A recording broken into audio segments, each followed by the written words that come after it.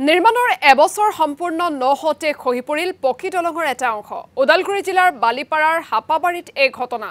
MacKenzie হাপাবাৰীলৈ ২ number Amguri গাঁৱলৈ যোৱা পথছোৱাৰ কাম অতি নিম্নমানৰ হোৱাৰ বাবেই এনেদৰে জহি খহি যোৱা বুলি অভিযোগ উত্থাপন কৰিছে অসম জাতীয়তাবাদী যুৱ ছাত্ৰ পৰিষদে।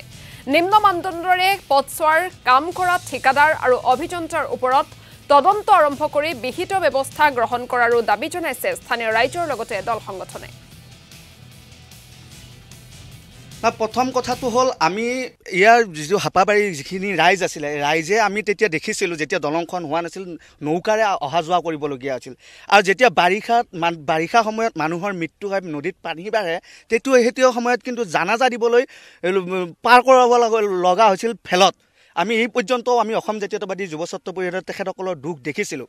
দুখ দেখাৰ পিছতো বহু দুখৰ মাজত এটা সুখৰ বাতৰা আহিল যে এই দলংখন হোৱা বুলি পেলাই সুখৰ বাতৰা দলংখনো হ'ল। ঠিক এবছৰ নহওঁতে এটা পশ্চিমৰ পাৰটো খহি গ'ল আৰু বিভাগীয় কৰ্তৃপক্ষই অলপ খহি যোৱাৰ পিছতে তেখেতসকলে জোৰা তাপলি মাৰি দায়িত্ব সামৰাৰ এটা ব্যৱস্থা হাতত ল'লে, দায়িত্ব সামৰি গুচি গ'ল। তাৰপিছত আমি দেখিলোঁ যে গোটেই দলংখনৰ পশ্চিম পাৰ্টৰ এটা পাৰ্টেই প্ৰায় কিছু অংশ বহি গৈছে আৰু এনেকৈ যদি বহি যাই থাকে তেতিয়াহ'লে কিন্তু দলংখন সম্পূৰ্ণ ছিঙি যোৱাৰ এটা চান্স আছে।